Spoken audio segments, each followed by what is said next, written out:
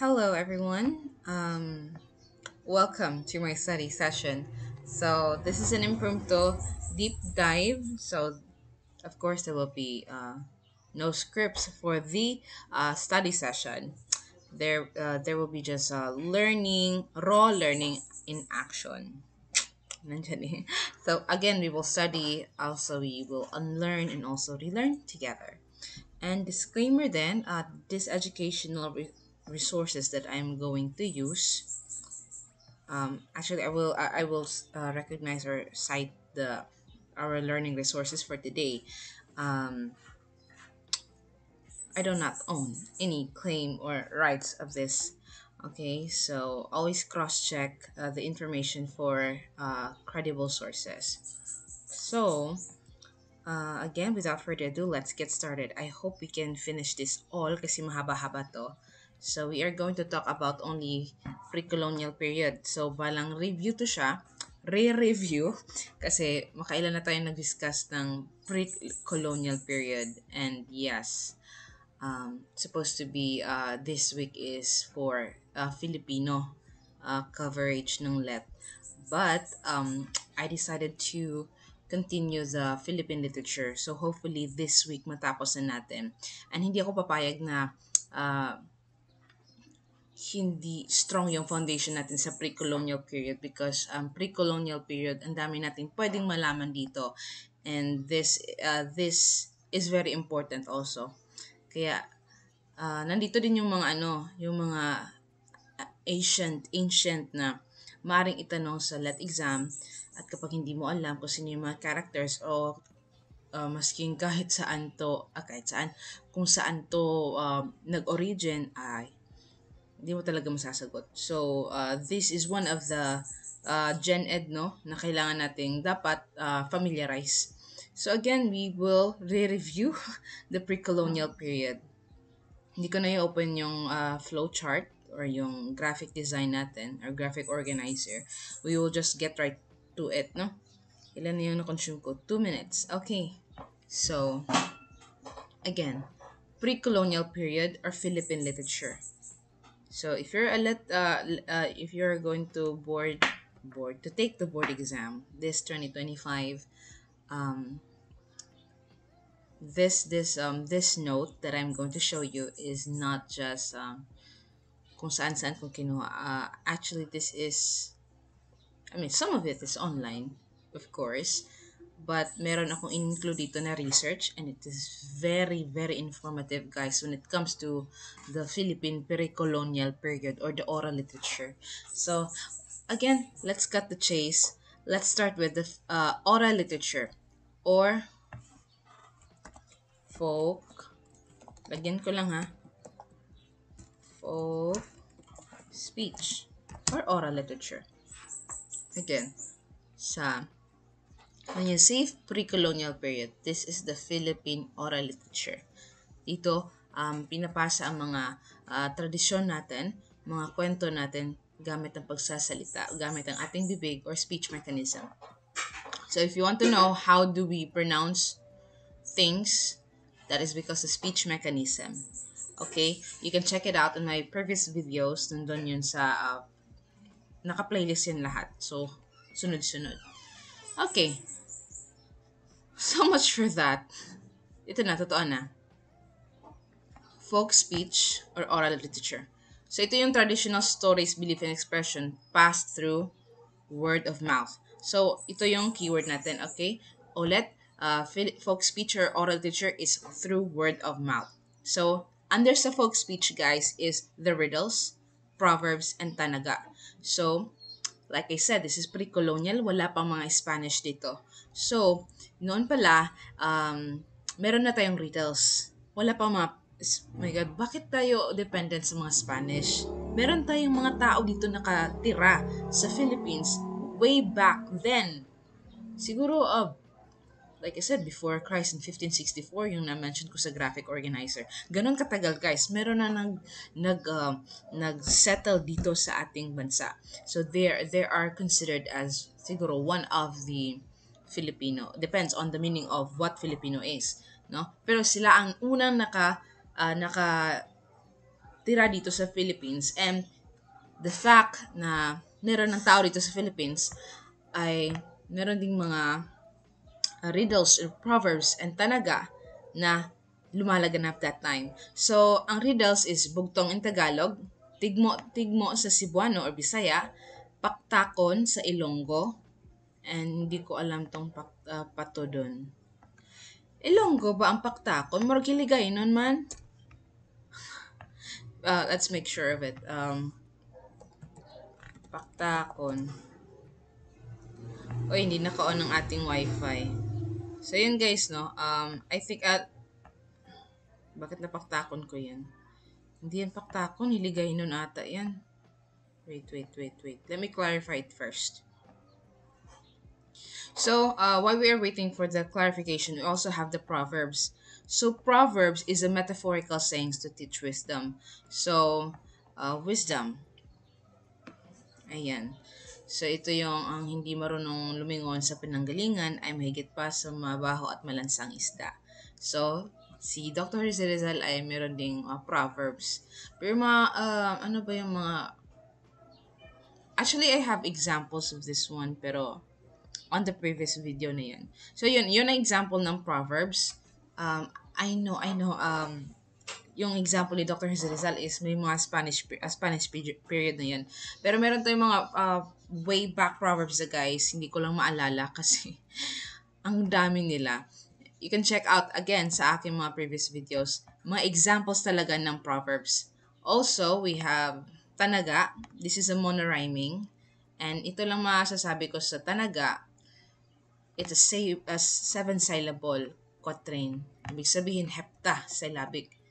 Ibig sabihin, kapag binasa mo sa isang linya, 6 ang syllables o pagpapantig niya.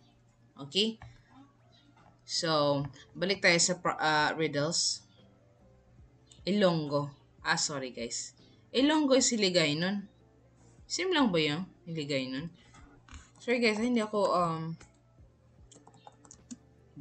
geographically smart. Hiligaynon and Ilonggo, same. Yes, Hiligaynon and Ilonggo are the same. But the term Ilonggo can also refer to the people who speak it. Hiligaynon pala guys, at saka Ilonggo ay the same. Okay, paktakon. Okay, so much for that. Again riddles is bugtong. So ito yung mga talinhaga na kailangan mong hulaan. Ginagamit upang pampatalas ng isip at saka paglalaro. So, entertainment purposes. Proverbs is to guide you. So, ito yung napakalalim. Hindi mo siya dapat basahin or intindihin literally, but figuratively and metaphorically. Okay? Kasi hindi siya diretso ganun yung meaning literal. So, tanaga naman, this is poem. Again, 7-syllable quatrain o syllabic. So, pag may makita kayo, tanaga yan.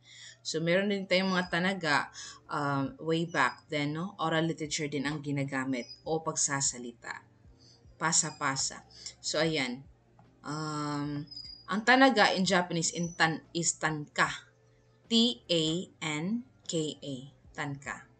Okay, so much for the folk speech. Let's proceed to the folk songs. So, madali tayo guys, no? I'm trying my best to complete this not before we finish 1 hour kasi ang dami niya. Promise, ang dami nito.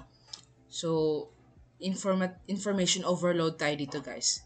Ito yung dinidiscuss ko ngayon is just a review, setting your mind, setting the tone of this study session so that on the rest of the discussion, alam niyo yung tinutukoy natin. Okay? So, folk songs. So, hindi tayo masyadong didig in dito. If you want to dig in more on the folk songs, I have the previous videos. Andun lahat. Ginaisa-isa ko lahat yung mga examples from the Tagalog region, Visayan region, and also the Mindanao region. So, hindi ko na i-example lahat, no? Pero may nilagay ako dito. So, Kanogan, Cebuano, Derges, Song for the Dead. When you say Derges, para yan sa mga patay. Okay? So, sa mga, ito naman sa mga Ibatan, we have the Kalusan. So, songs about livelihood. Alam niyo naman yung mga Ivatan, mas masisipag din yan ng mga tao. Sa mga northern part yan sila. Hele, alam niyo na yung hele, hinihele ng bata, hilihele ang bata. So, that is lullaby. Tagay, from the word tagay, it's drinking, di ba?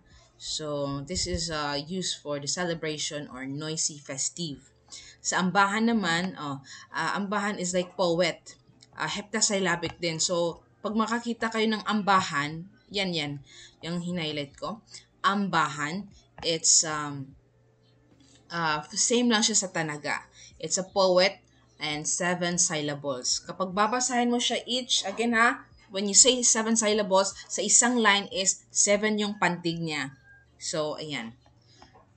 Poetry and relationship and society. Ayan. So, that is folk songs. Another folk songs example is the kundiman, di ba? Serenades. Ano pa yung iba? Bahay Kubo. Those are examples of folk songs. Ayan. Ito medyo ano lang, tribal, ayun. Galing talaga sa mga indigenous people.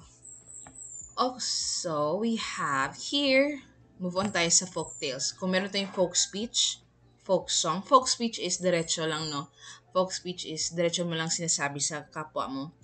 And also, ang folk songs naman, song, from the word song. So, it could be poetic song, chant, so on and so forth. Dito naman tayo sa folk tales. So, folk tales, stories yan. Okay? Stories, it could be nature ang topic, it could be tradisyon, at saka paniniwala. Now, you have 4 types that I included here. Actually, 5. Kasali na dito yung epics. So, iniba ko lang yung epics kasi mahaba-haba yan. Yes. So, myths. Simply speaking, ito yung mga story kung paano nagawa ang something. For example, the world, the nature, paano naging basta sa myths is may mga mythical creature dyan, mga gods and goddesses. Sino yung mga more like na spiritual ang myth. More like on the paniniwala. May mga paniniwala tayo ng mga Anito, Anita, mga gods sa langit, so on and so forth, diba? Those are myths. So, kapag ganun na ang atake ng items, that is a myth. May myth ng aswang. Yan, mythical creature yan. Myth ng sirena. Ano pa? Mga vampira, mga buso, mga San Telmo. Yan ay yung mga myth. Si Bathala. Yon, mga myth yan sila. So now we have the legends. So these are also origins of things. Mga alamat. For example, alamat ng pinya. Pineapples ay palitan natin ito. Alamat ng pinya. So you are going to find out who are the people behind it. Example, sa Maria Makiling, we are referring to not just the Diwata itself, but also we can see it as the mountain, diba? Pag makakarinig ka ng Maria Makiling, ay, yan yung mountain. So, yan yung origin of things. You can say Moana is a legend, don't you think? Kayo guys, do you think Moana is a legend? So, halo siya, no? Legend because the origin of that mountain na parang may humihiga na babae, no? You can see, I think that is also origin. So, origin of why that mountain looks like a sleeping lady. Meron din yan sa Marawi eh. Makikita namin yan doon sa dati naming apartment nung first year pa kami, first year and second year. Nakitulog kami sa isang parang ministry doon. Nakikita namin sa Lake Lanao guys, sa Marawi, sa Lanao. Para siyang babae yung bundok. Ganyan tapos may yung baywang, klaro tapos form ng babae talaga. Promise, you can take a look of it. Same with the Moana, yung bundok nila. Don't know? So, yes, those are original things. They say that dati yung babae. Ganun. Okay, so much for the myths and legends. Let's move on to the fables. Alam naman natin yan, yung fables is more like with animal characters or things or plants, no? And may moral yan at the end of the story. So, every fables meron silang magandang matutunan yung mga estudyante natin. So, you can use of fables. Next is the fantastic stories or folk tales. Pwede natin sabihin, fantastic stories or folk tales. Feature supernatural beings. So, ito, you can say, bida na. Yung mga stories na folk tales is bida na yung mga mythical creatures. For example, Tiyanak, Aswang, ang ang babae sa Balete Drive. That is a folk tale, 'di ba? Mga urban legends o ganon. So they somehow these four is connected, no? Why is it connected? Because they are explaining or they are telling us what kind of entity, what happened, and where. So beliefs, traditions, yes. So alam nyo ba yung later na lang. Hindi ko sasabihin. So okay, question na lang, teasing. Alam niyo ba kung bakit nagvi-vigil ang mga Kristiyano? Bakit binabantayan yung patay? So, malalaman natin yan later. Let's proceed with the epics. So these are long oral narratives. Again, narratives. Narrative yan. Ma'am, bakit narrative? When you come to think of it, narrative is where you tell a story from the beginning, right? And to the end. So, mostly, you will tell something when it comes to epic, heroic deeds or supernatural. Hindi yan magiging epic kapag walang power-power. Okay? Yan yung tatandaan nyo. Hindi yan magiging epic pag walang power-power. Sa legends, maring hindi pwedeng walang power-power, no? Simple lang siguro. Ay, hindi. May power-power yan. But it's not focusing on supernatural kagaya nilang lamang, no? Na baby pa daw siya, makakasalita na siya pa nagbigay ng pangalan niya, sarili niyang pangalan. It's not like that. Sa legend is more like, yun nga, origin of things, the creation, how it became. So, somehow, meron pa rin including of magico description. Pero sa epics is more focus sa hero at saka ang kapangyarihan nito. So example dito is Kudaman sa Palawan, Lamang sa mga Ilocano, biag ni Lamang, Hinilawod sa Panay, at saka Darangan sa mga Maranao. So ayan. So hanggang dito muna tayo. So I hope naintindihan niyo yung folk speech, folk songs, and folk tales. Let's proceed to the examples. Iisa-isahin natin ang mga istorya ng myth at saka sa, I think we included the legends. I don't think so. Epics. Myth and epics. Kasi dito yung mostly kapag hindi mo alam, hindi mo masasagot. So, ayan. Myth. So, myth in the Philippine context. So, I have to address this guy, John Carl M. Gaversa. He is the one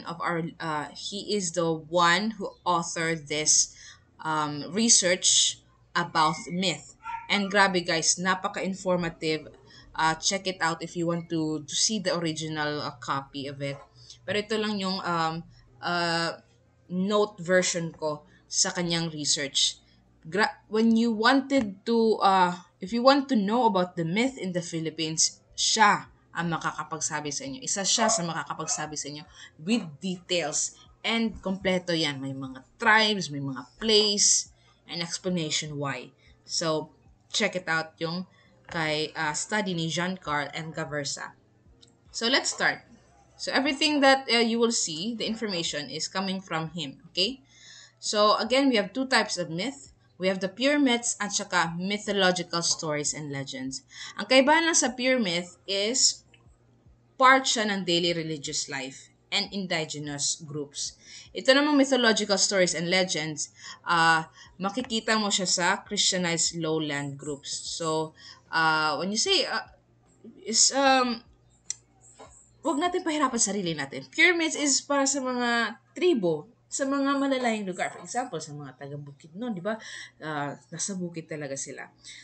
Tribo, secluded ba yung place nila. So their myths are considered pure myths. See? Sa mythological stories and legends, for example, kabilang na dyan yung urban legends like Tiyanak, so on and so forth, they belong to the Christianized lowland groups. Less religious, more folkloric. Ma'am, ano ibig sabihin ng folkloric? Hindi ko din alam. Wait lang. From the word folk, di ba? Folkloric. Folklore, based on resembling folklore. Ayun, resembling folklore. So, which is collection traditions. So, these are just passed down, no? Tapos na nabahira na ng Christianized. So, not really pure, 'di ba? Kung sa ano pa, may halong chemical na. May halo na, hindi na siya kung sa honey pa, hindi siya pure honey. Hindi na siya gano'ng katamis. May sugar na. Ganon. So, kasi pasa-pasa na kasi. So, sacred. So, let's start with the sacred myth. So, we have the sacred animals. So, ito yung symbolism. First, the snake. So, it symbolizes fertility and messenger of spirits. Mamaya may maitatopic tayo ng mga snake. Next, hindi yung mga kaibigan nyo ha. Hindi. Snake is, sa myth, is fertility and messenger. Eel, for the Cordilleras. So, when you say eel, para sa mga Cordilleras, reincarnation sila ng mga patay nilang mahal sa buhay. So, I am starting to believe or to think na kapag may makita silang eel, hindi nila papatayin because they believe that is their relatives that who has passed away. Diba? So, pareha sila sa mga Indian. Alam niyo yung mga Indian, hindi nila pinapatay ang cow at saka yung rat because they believe reincarnation daw ng mga past relatives nila. And that's for them, no? Hindi natin pwedeng pakialaman kasi sa kanila. Anyway, let's proceed to the crocodile. So, pag may lumabas na crocodile, ang symbolism niyan is evil spirits. Also called nuno or grandfather sa mga Tagalog at saka Bisaya. So, if you're familiar with lulong, yan. It's a myth, diba? Myth si Lolong. Diyan sa GMA. So, yan. Napabilang dyan si Lolong. Sunod, if we have animals, we also have the plants. So, kapag bamboo, tapos myth yung topic natin, that is the creation. Alam niyo yung bamboo na tinuka ng ibon, tapos bumiyak, lumabas ang unang babae at saka lalaki. That's the connection of bamboo myth. And sa Balete tree, alam na natin to. Balete tree is, ayun, alam niyo na, mga wakwak or mga evil, mga spirit. So, and also, it could be place of worship pala. I'm so sorry. Place of worship. Medyo nakafocus tayo sa house of spirits, no? Pero, dyan nakatira ang kapre, di ba? Ano pa, kalimutan ko yung word. Basta, as of now, we have the example, kapre, di ba? Balete tree. Diyan nakakonect. Now, we also have, if you encounter this one, the soul book. Soul book. Kaluluwa ng libro. Mga libro ng mga kaluluwa. Parang ganun. Ang mga author nito ay sina Francisco, Demetrio, Gilda Fernando, Fileo, at saka ZL Sita. So, ang purpose ng soul book is to visualize myth and characters. Ang covers is myth, sky world, and lower worlds. Later on, discuss natin ang sky world. From the word sky world sa itaas, diba? And lower world sa ibaba. So, you get the point. Let's start with a mythical creature called aswang. So, kiswangi sa Malaysian and also sa Indonesia, sa mga Tanimbar Islands. So, it's an Austronesian culture. Hindi lang siya nag-exist na story dito sa Philippines, but also to our neighbor countries. We have the Indonesia and also the Malay. Again, Malaysia and Indonesia. Sa Indonesia, burong. Si burong sa Timpayaman. So, burong sa mga Indonesia, pinggala naman sa peninsula. Now, dito naman sa bansa natin, most na nga often pa, tinatawag siyang tik-tik or tik-tik sa mga Bicol. So, it's like onomatopoeia. Alam niyo ng onomatopoeia, no? Sa literary device, it's the mimicking of the sound. So, pag may marinig ka daw dyan, na for example, kapag malakas, ibig sabihin, malayo. Kapag mahina yung boses ng ang aswang, it means malapit. So, we also have for the Cebuano, the kaskas or wakwak. It's still an onomatopoeia or mimicking of the sound because kaskas, from the word kaskas, scratch. Kasi mostly daw, mga stories is that ang mga aswang daw nagsascratch o nagkaskas sa mga bubong natin. And also, example, mga bubong ng target person nila. So, wak-wak naman, wak, wak. yun. That is onomatopoeia pa rin. Wak, wak. Kasi ganyan din yung sound nila. According to the Cebuano people. So, eerie sound siya, no? Eerie sound. Sa mga Bicol, bird. Bird yung sound niya. Dito sa Cebu, eerie sound. Hindi talaga kaaya-aya. Ikaw, matutuwa ka ba kapag nagkakaskas sa bubong nyo? Na parang nagwa-wild na. So, you have to be really terrified about that, no? So, yeah, synonym of aswang, we also have here, according to the 16th century Spanish lexicon, we have the alok. Okay, pag may marinig kayong alok, that is aswang. Balbal, laganap yan sa mga Bisaya region. Balbal din ang tawag sa mga, dito sa Mindanao.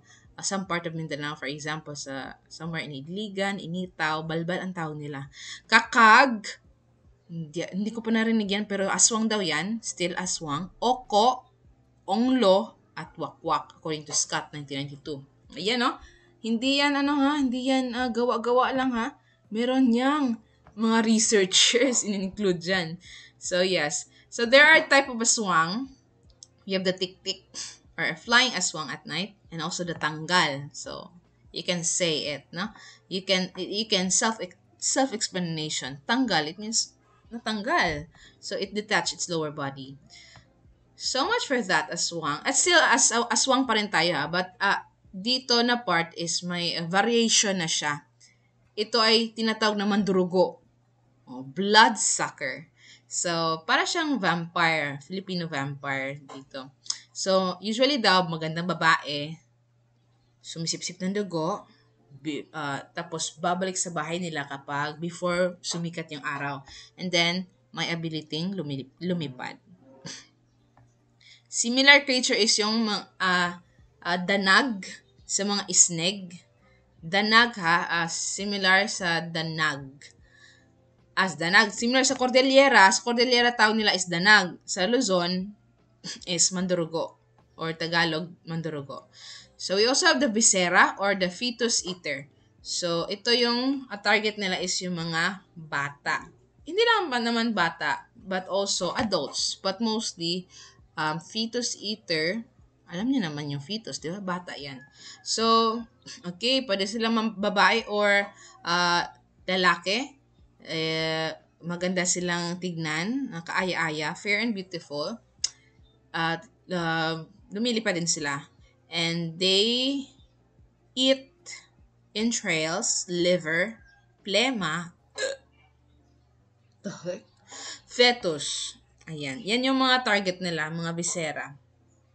Similar pa rin sa manananggal kasi lumilipad din sila. So, similar creatures from the other tribes or regions. We have here from the Waray Samar, abat. Abat din kadalasan sa mga Bisaya eh. Pero sa Waray pala yan, nag-originate. Abat. So, when you say abat, lumilipad yan, kumakain din ng fetus. And also the phlegm and so on and so forth. Buroka sa mga Ilocano. Kaka. Pag may say Ilocano, Boroka. Iloca, Boroka. We have the Tagalog, Ike. So, ewan ko saan nila nanggaling yan. Ike, Mansalawan, and Balal sa mga Cebuano. Balal, Balal. Balal is, I think this is, Balal is from the Bible, di ba? And itong Mansalawan, I think tribal to. Yun sana ang Balal. Nasa Bible tong Balal eh. Di ba demonyo yan?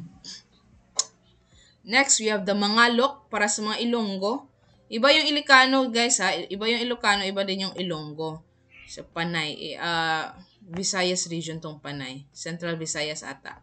Mangalok. Mangalok. Lo. Ilonggo. Yan. Ano nung ginagawang keywords. Catanduanes, Silagan. Manananggal, anywhere in the Philippines yan tinatawag. So, it's been 30 minutes. My God, I promised myself na matatapos to ng 1 hour before 1 hour. Parang hirap. Okay, we also have the corpse eater or balbal. So, balbal is a corpse eating aswang. So, ito yung mga skills nila or specification. When you say corpse eater, alamang, kumakain ng patay na tao. Ang ginagawa daw nila, itong mga corpse eater or balbal, careful kayong bago kayo namatayan. Bakit? They listen for sounds of death. Ayan. They listen for the sounds of death from great distances. Naririnig nila yan. So, kapag may umiiyak, diba? May umiiyak for death of someone, also the actual death of a person. So, masisense na nila yan. And they also, human corpse. Hindi sila kumakain ng buhay. Okay? They only look for a human corpse or mostly mga fresh death. May fresh ba na patay? Kakapatay. Iba naman yung kakapatay, no? So, they are afraid of noise and light.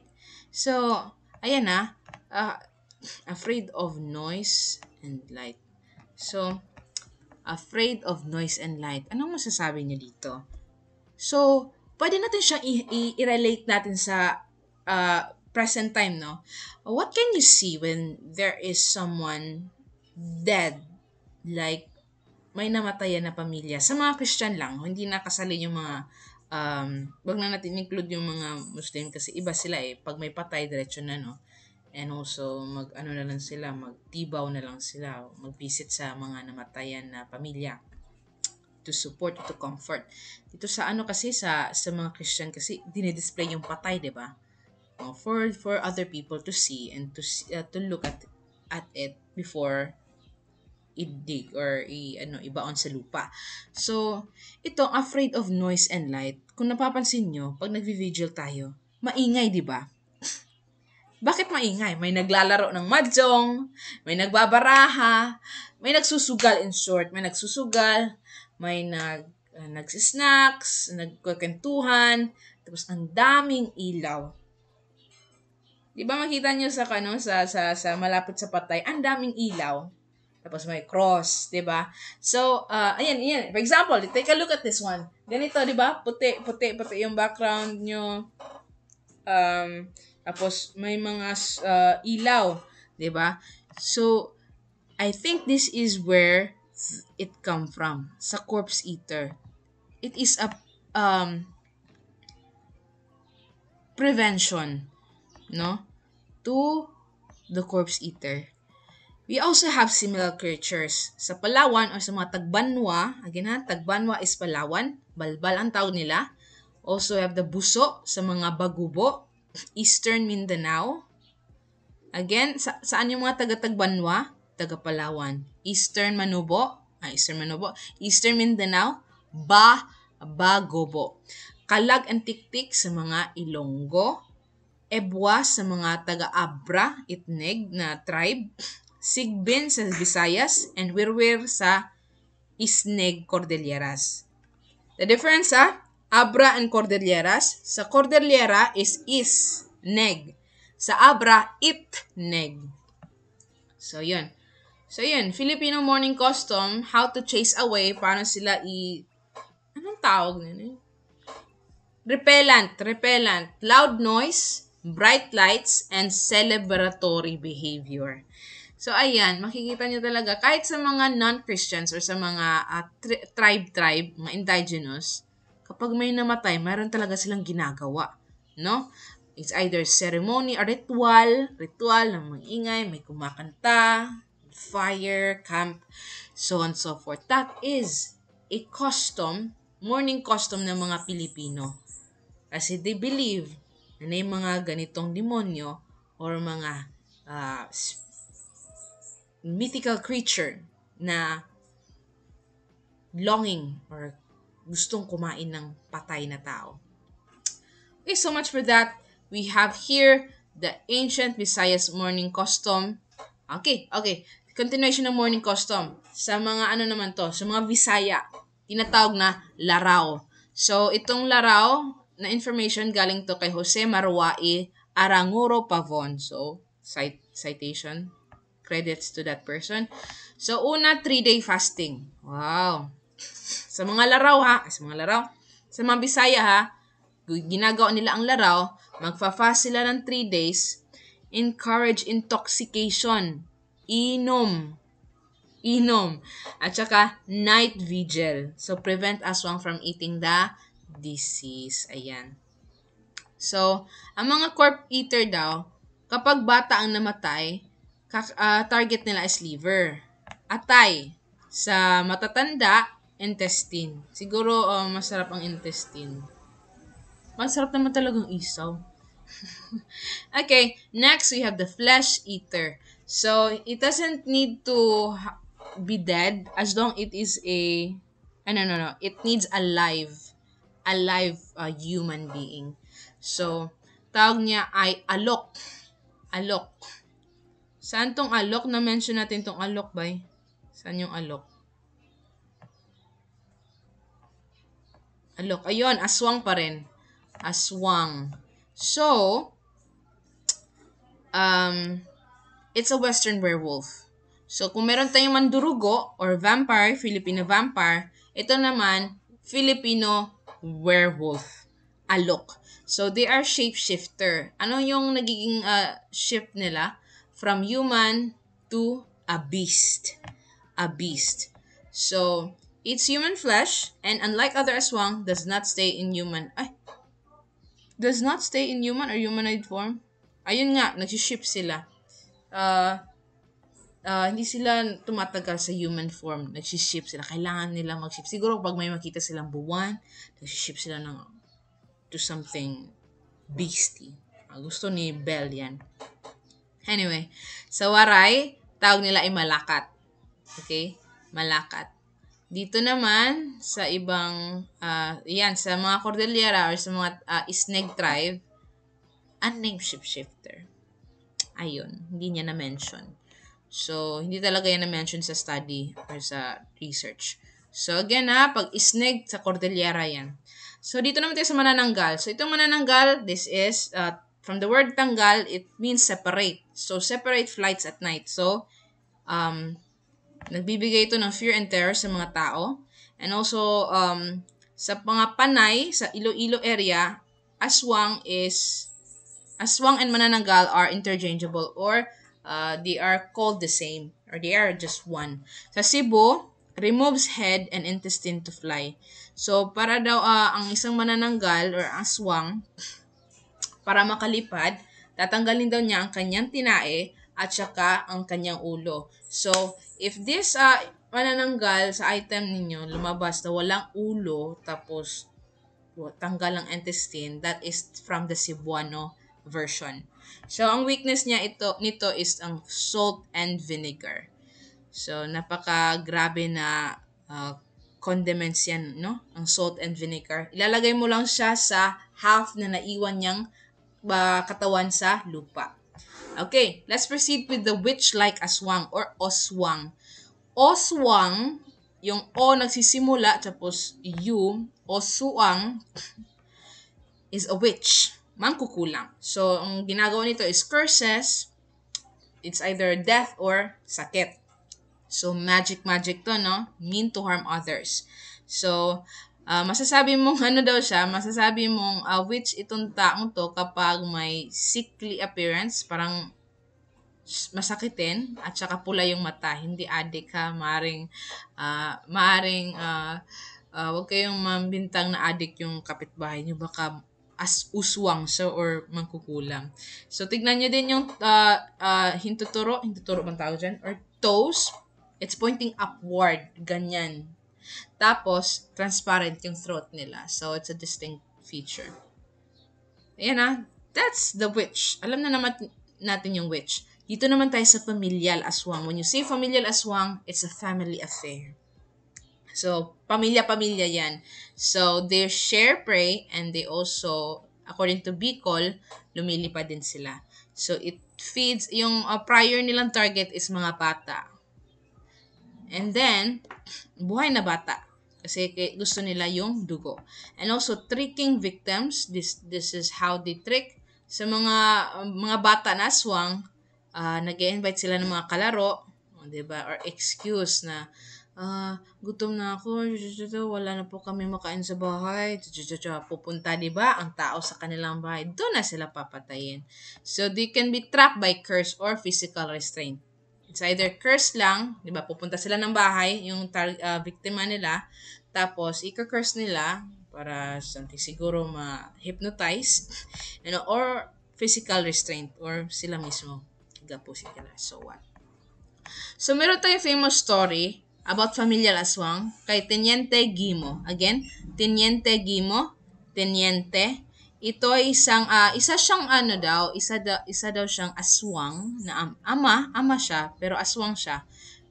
Tapos, one day,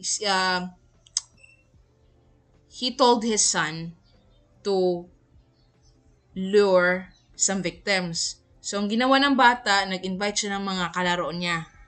Naging kalaro niya sa bahay nila upang kainin dapat nila mag-ama. Ngunit ang nangyari, nakain ng ama yung anak niya. Dalawa yung nadala ng bata, ng anak niya. Kaso yung isa, I don't know, nakatakas siguro kasi kinain ng ama yung anak niya. Akala niya yung kinain niya is yung dalawang biktima. Isa pala doon ay kanyang anak. So ayun. Di na siguro na control sa gutom, no? Akala niya yun na yung alay. Anyway, let's proceed to the busaw, buso, busaw, or taragbusaw. So these are the widespread myths that can be found in Mindanao, sa Bagobo, Maguindanao, ayan, BMM. Bagobo, Maguindanao, Maranao, and Mandaya. So there are 3 aspects sa busaw o taragbusaw. It's either eater of the dead, flesh-eating beast, or a feared god. Again corpse eater. It's either corpse eater ang busaw, flesh eater, or god. So, how do busaw look like? According to Bagobo belief, taga saan ang Bagobo? Eastern Mindanao. So, shadow-like form daw.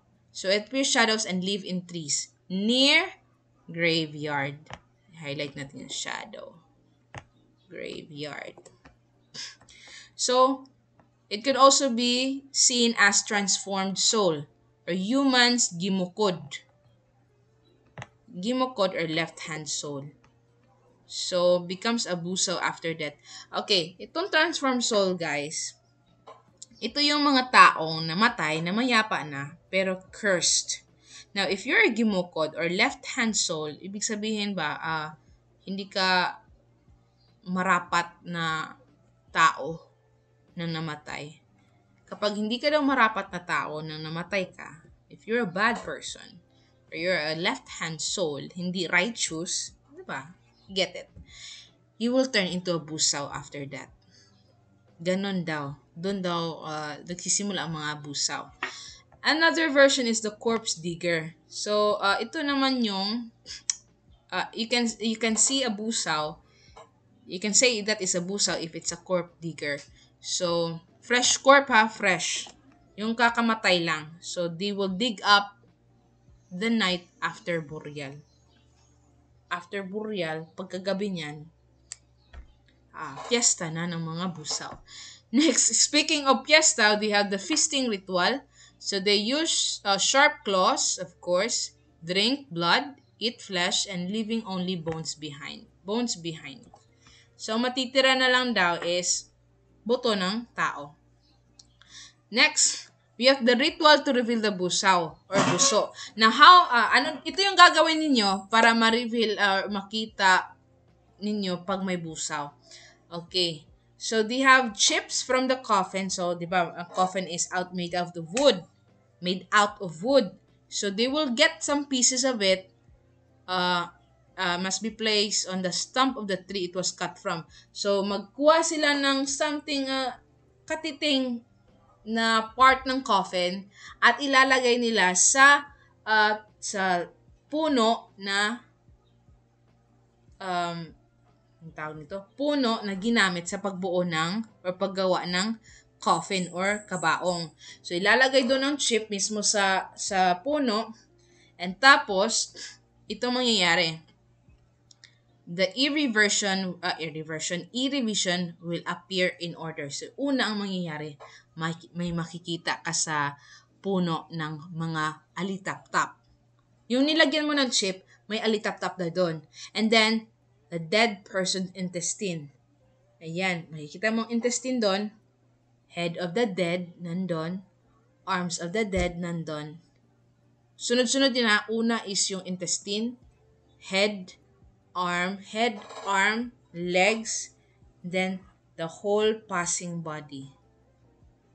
And then surrounding shadows, and then lalabas ang buso. So in order daw yan, hindi yan daw, una yung firefly, last yung buso magpapakita.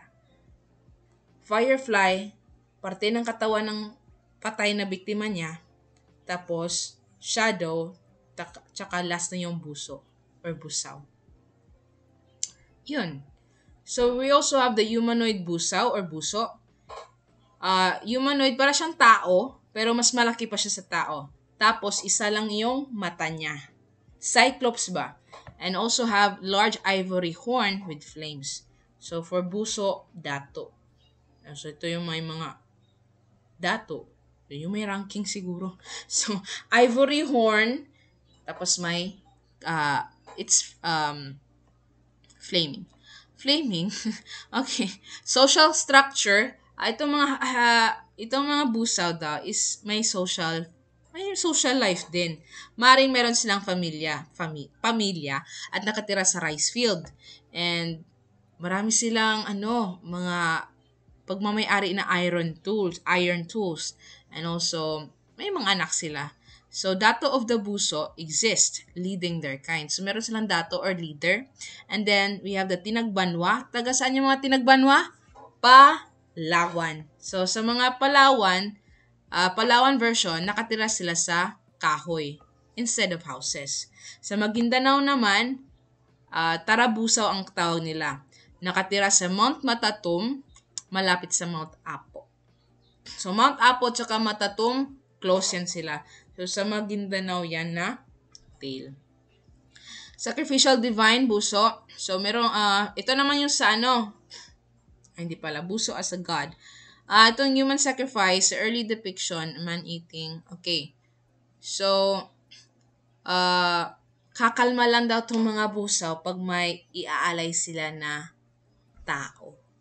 So, hindi na tayo magtataka kapag may isang komunidad na nag-aalay ng tao. It could be innocent child, no? Or babae. O di kaya mga biktima or napili nila sa raffle draw kung sinong i-human sacrifice.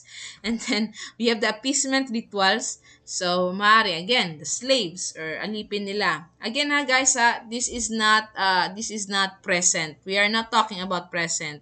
Walang alipin ngayon. We are just alipin of poverty. And also, bad governance. But noon, alipin is literal. So, noong pre-colonial pa, meron talagang human sacrifice. May recorded human sacrifice because they also have slaves that they can offer. Diba? Para matigil ang mga kasakiman na ginagawa ng isang busaw o or it would be a man-eating or a corpse digger, diba? So, yeah, they give slave, tao, food, pagkain, maiinom, or baboy o tsaka or di kaya rice. So sa mga tagamaling tribe, mga bagobo, sa mga bagobo, sabi nila 1 month, 1 month daw kakain niya ng tao. Pagka next month niyan, kapag nakakain na siya ng tao, magiging generous deity daw yan. So, once you met, if you're taga Bagubo, ang paniniwala talaga nila, una, makakita ka ng tarabusaw, kailangan mo siya bigyan ng alay. Okay? Kailangan siya makakain ng human flesh. Na kapag mabigyan mo daw yan ng human flesh, ibibigay niya yung gusto mo. Nagiging generous deity yan. So, dito na papasok yung buso or busaw as a god. So, according to the Bukidnon Pantheon, mga grupo ng mga taga Bukidnon, they see busaw as god of calamity or danger and destruction. So, Talag Busaw or god of war, red-eyed, nagsusuot ng pula, and nagdedemand ng offer ng dugo. It could be tao or hayop. So, ako pa nila, no? Ibibigay nila yung dinugan. Alam niyo, yung dalaw ng babae, bigyan niya dun. O, ikatas niya, nakalagay pa sa mangkok, ayan, bigay. So, di ba? So, again, that's the busaw. So, ito yung ito yung, again, corpse eater, pwede siyang shadow, nakatira sa graveyard, malapit sa graveyard. Humanoid, cyclopean, isa yung mata, cyclopean, long tooth, and social. Bakit masasabi natin social? May pamilya din to. O, di ba? parang pumapatay ka lang ng lamok ba? Huwag mo yung patayin, baka may pamilya yan. So on and so forth. Anyway, Maguindanao naman tayo, Mount Matuto, malapit sa Mount Apo. Sa Bukidnon naman ay either Busao, or Talag Busaw. Yung Talag Busaw, isa Maranao yon. Itong Talag, LLL, God of War, sa Bukidnon is, God of War, demands blood. Same thought lang, God of Calamity, Destruction, God of War, demands blood. So sa mga Mandaya, Maranao, Corpse Eater to. Corpse Eater. So, kailangan ng death, war, blood rituals, and protection from spirit. So much for that, Busaw. Dito naman tayo sa Moon Eater myths. Oh my God, it's been 1 hour. So, Moon Eater, ito yung mga kumakain ng celestial bodies. When you say celestial bodies, the sun, the moon, so on and so forth. Okay, including the stars. So, ayan, yung paniniwala nila is yung eclipse daw, yung pagkawala ng buwan at the middle of the night, or it could be in the middle of the day, solar eclipse or lunar eclipse, ay kadahilanan ng mga higante. Kinakain ang moon and sun. So, ang focus is lunar eclipse than solar. Okay guys, yung focus dito sa moon and sun devourers is lunar eclipse. So, yung buwan na eclipse. Okay, pagkagabi. Sa Maranao myth naman, Arimaw nga. So, ang kumain nito is lion. Hindi sa gusto niya nang mag-cause ng harm, but it's just a cat, like a cat na playing with the ball. So, kinain niya yung buwan. Arimaw nga. Bisaya myth, we have the Bakunawa or sa giant serpent. So, toy ball pa rin. So, akala niya laruan ang buwan. So, kinain niya. Next, for the rituals and significance, ang ginagawa ng mga tao is nagda-drum sila at sinisigawan nila yung buwan or eclipse. Kasi akala nila kinakain yung buwan. And also, again, it represents celestial events, which is the eclipse, diba?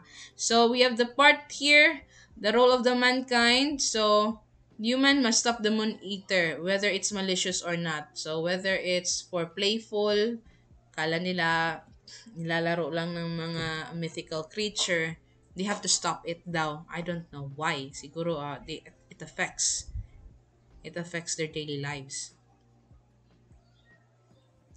Okay, we have here the Cebuano myth. Um, people, yun nga, sinabi di ba in the previous statement na kailangan i-stop ng mga tao, mga pre-colonial na tao, itong eclipse. Kaya ang ginawa daw ng mga Cebuano, Cebuana version, wina-warn si Bathala or the God na, Lord, God, or hindi Lord ba, God, Bathala, kinakain ni Bakunawa ang last of the 7 moons. Ayun. So, siguro yung 7 moons, bakit 7 moons? Napaisip ba kayo, bakit 7 moons? 7 ba yung nakikita nilang moons? So, ang naiisip ko dito guys, it's not literally 7 moons ang nakikita nila sa itaas or sa sky. It's because 7 moons, di ba may iba't ibang klase ng moon? May crescent shape, may full moon, 'di ba? So I think that's what they refer to. The last 7 moon daw ang kinain ni Bakunawa. So I think different shape ng moon ang sinasabi nila. Again, we go back to the Manobo and Maranao. So Tambanakawa sa mga Manobo, and sa Maranao again, the Arimaunga or the lion. So Tambanakawa, ito yung scorpion. Okay? Ginagawa nila, sumisigaw, piniplay yung gong, nag-iingay, at saka fire object to make it spit out daw. So, imagine yun, no, kapag nandito ka sa panahon nito, sinisigawan mo yung buwan. And they believe what they did, like firing objects, sinisigawan ng buwan, they think na effective yun. Bakit? Hindi naman nagtatagal ang eclipse eh. 'Di ba? So, every eclipse, ginagawa nila yan. And later on, lang minuto, wawala din yan. So, they will think, okay yung ginagawa natin. Continue lang natin to. Kaya naging belief. 'Di ba? Naging tradisyon. Naging kultura na isa-shout yung pag-eclipse o pagkawala ng buwan during the night. So, 'di ba? That's why it continues, no? Hindi agad na ang tawag dito na fake news ang mga tao noon kasi wala namang magsasabi nun. Wala pang science doon, nagsastudy ng science. So, yun, that's it for the Manobo and Maranao. So, symbolism, eclipse is never permanent. So, humanity efforts restore light. Ayun. So, like I said, no, hindi naman permanent yung eclipse. Minuto lang yan. Tapos, they think that their efforts is the reason that it restores the light. So, ayan. Yun naman sa ano. Di naman ako galit. Let's move on to the psychopomps or the soul guide. So, again, psychopomp, it comes from the soke. Soke sa Greek or meaning soul. Pompe or procession. Pempain is sand. So, psychopomp or suke pompe sane. Pempain, sorry. Charis Pempengo. Okay. Guide soul to afterlife. So, meron tayong mga archetypes. We have the watcher or yung nag-oobserba ng mga espiritu. Guides. Hindi pala. Nag-oobserba ng mga tao. They are the spirit guide. The gatekeeper, sila lang nagpapapasok. Kung sa Kristiyano pa, si Pedro ba yung pangalan? Sa purgatorio. Ferryman yung naghahatid, transport souls, and messenger is yung mensahe to the living and the dead. So again, watcher, gatekeeper, ferryman, and messenger. So we have here the soul ferryman, yung naghahatid ng mga kakamatay lang. So we have from the Manobo, they called it Manduyapit. Siya yung naghahatid ng mga patay, ang mga kaluluwa sa isang Red River. Red River. Manduyapit, Red River. Mama Guyawen, Guyayan pala, sa mga Ilonggo. Okay, sa Panay ito. Guide spirit to the world's end. Same lang din. Again para silang sino yung sa Greek? Bakit same tayo, no? Sa Greek, ganyan din. Hindi naman nakapunta ang mga Greek dito sa Pilipinas, but we have the same concept, which is ferryman. 'Di ba? Sino yung binibigyan natin ng binibigyan natin? Um, ferryman. Let me just search Ferryman in Greek. Alam niyo to eh. Charon or Caron. So ito yung binibigyan ng mga namatayan ng coins. O ito yung binigyan para ano ihatid kanya sa afterlife.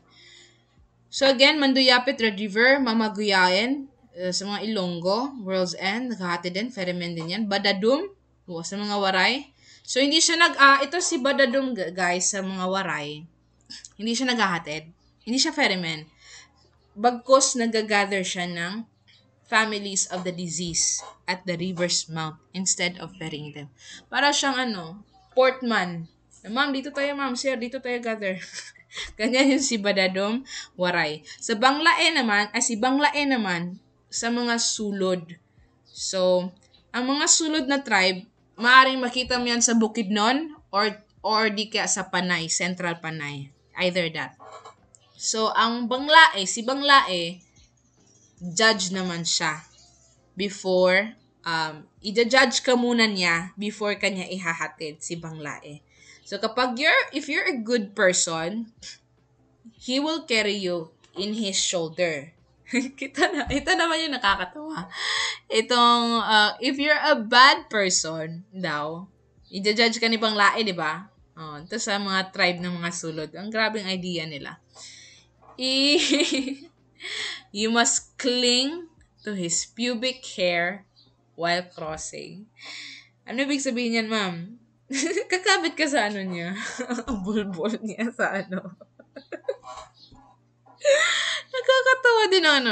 Nakakatawa din ng mythical myths, no? Ng Pilipinas. Itong mga sulod, mga to. I did not meant to offend you guys, but it just, even siguro kayong mga sulod is, I don't know, matatawa ba kayo or mga non-believer of this one.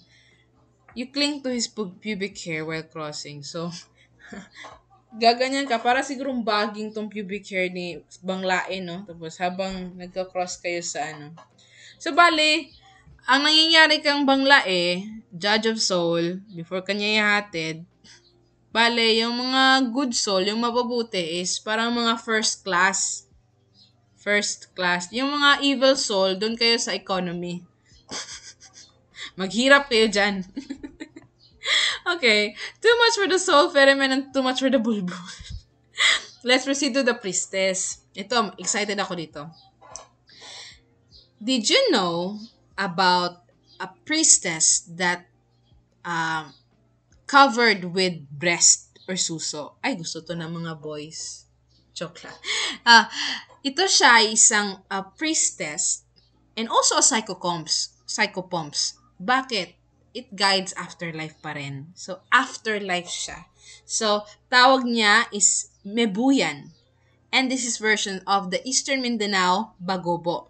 Mebuyan Bagobo. So, priestess siya sa underworld. So, sabihin natin siya ang Filipino Penelope. Ang tawag ng asawa ni Hades? Persephone. Siya yung Persephone version. Priestess of the underworld. Ang ginagawa niya, pinapaliguan kanya ng tinatawag na ceremonial bath. Making them unwilling to return. So, bale, kapag napaliguan ka ni Mabuyan, hindi ka na babalik ng living world. And then, another trabaho ni Mabuyan is nagpapadede ng mga patay na infants. So, hindi naman lahat mamamatay at the late age do. Meron ding iba na baby pa lang namatay na. And siya yung nag-aalaga ng mga dead infant. So, itong mga dead infant, pinapadede niya. So, marami siyang breast. Hindi siya isa-isa niya pinapabreast. She is covered with breast. So, mga bata na namatay na, pinapadede niya. So, hindi ako natatakot. Ito nila ni Rubedo. Hindi siya nakakatakot na, bagkos nakaka-heartwarming na even after life, may nag-aasikaso sa mga innocent child, mga angels natin. So, yan lang naman ang Bagobo version. So, we have here another, the three brothers of the underworld. So, di ba, puros underworld or afterlife.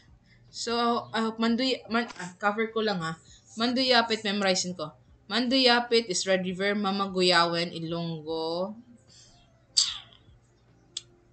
Naghahatid pa rin yan. Ano yung sunod? Babadong? O Babadong Moray. At saka si Balang E. Ay, Banglae pala. Okay. Tapos si Mebuyan. Meron naman tayo dito the three brothers of the underworld. Okay. Isipin nyo na lang, ang three brothers of underworld is, parang ano ba, yung tatlong headed dogs. Meron din ang ganung version, pero tao lang to. Three brothers of the underworld. Tatlo sila. So, life cycle guardian. Life cycle guardian. Sa mga sulod, ito na tribo. So, we have Mangganghaw, Manglaegas, Patag Aes. So, you are familiar, i-familiar yun lang, no? Sa Three Brothers of the Underworld. Yung una, pareho, nagsimula sa pangalawa si Mang, Laigas. Dito naman sa isa is medyo pareho sila sa Aes pala. Mang Lae, Gae. So, yan. Ang trabaho ni Manggahaw is binabantayan niya ang kaluluwa before birth and also during sex. So, during making, okay? Before born. Kasi si Mang Laigas yung ensures the child is born alive. So, kapag during panganak,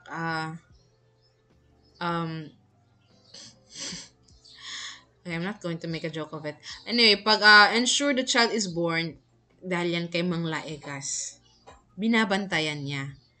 Ito naman si Patagaes, di ba ang ganda na no? Ang ganda na may nagbabantay siya during ginagawa ka and during nilalabas ka sa mundong ito, binabantayan ka. Meron ding Diyos ko Lord, ito. Binabantayan ka rin during gabi or kapag mag-isa ka.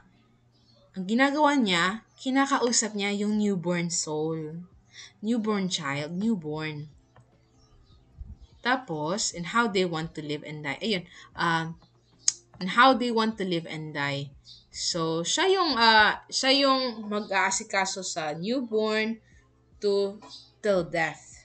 Kaso, meron din akong nabasa dito kay Patag Aes.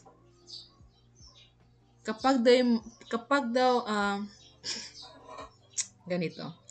Kapag daw, correct me if I'm wrong yan si Patag S, may nabasa ko sa kanya na kapag may, di ba kinakausap niya yung baby. Kapag daw may makakita sa kanya na kinakausap niya yung baby, pali makita siya ba? Papatayin daw niya yung baby. Namamatay yung baby. Ayun. So, please clarify that, no? Basta nabasa ko yan siya. Kaya, medyo na ako kay Patag S, bakit? Binantayan ng kapatid mo si Manggahaw at siya Mang Laigas during pa sa pagbuo, during pa sa similya siya, tapos papatayin mo. So, research about that. Kasi may nabasa talaga ako, promise. Hindi ako nagbibiro. So, let's proceed. Again, balik tayo sa Soul Ferryman. Ito naman, Bisaya. So, we have the Magyan. It carries the soul to the underworld kasakitan on a boat balanday. So, underworld, tawag din sa mga Bisaya, kasakitan. Siguro, yan yung masakit kasi na part kasi wala na tayo sa mundong ibabaw, di ba? And also, the boat or called balanday. We also have sumpoy. It's the one who brings the soul deeper. So, deeper, parang subsection daw siya ng underworld. So, we have the kasakitan. Meron pang ibaba nito, which is the kanito ni Tuhan. So, Makapta naman, gods of sickness, asawa siya ni Sidapa or goddess of death. Sino yung sickness? Makaptan. Sidapa is death. Babae yan si Sidapa. So, I have to stop here muna sa the three brothers of the underworld. underworld. We will continue this one. I just have to keep this um yan, 1 hour na kasi. And grabe no, it's very informative and I hope you guys learn from it about the mythical creature. So, ayan, you can listen to this as a podcast, no? Uh Tapos meron, if you want visual, if you're a visual learner, you can just open the video, 'di ba? So that's it for the um mythical creature. We end in the psychopomps or the soul guide. So afterlife yun siya. Later on, we will continue with the low sky myth. Iba naman to siya. So let me stop it here and thank you guys for studying with me. Um, I hope you learned from it. So bye for now. Thank you for studying with me.